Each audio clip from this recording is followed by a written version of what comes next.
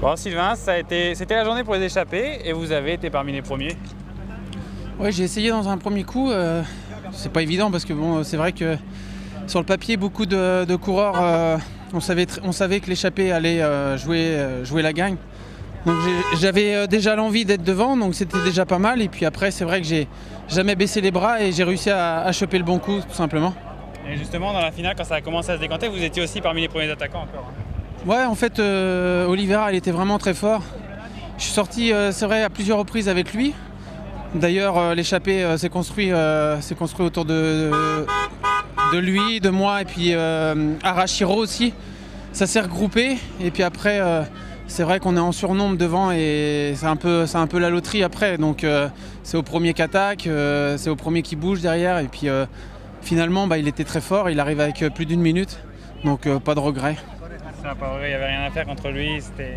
Ils étaient 3 à Lamprey, donc ils ont fait la course parfaite. Et puis après, derrière, on a joué la place de 2.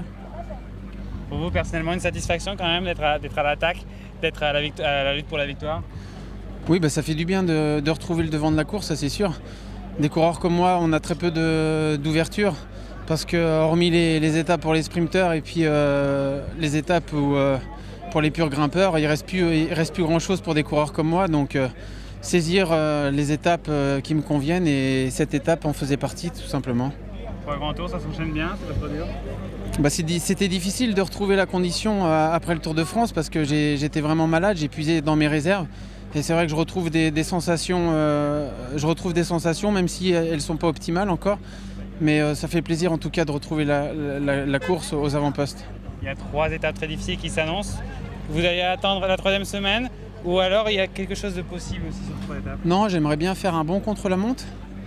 Donc je vais me concentrer là-dessus et puis bien gérer la veille, surtout l'étape qui est très difficile. Enfin la veille de la journée de repos et puis après me concentrer justement sur ce contre-la-montre et j'espère faire un beau truc.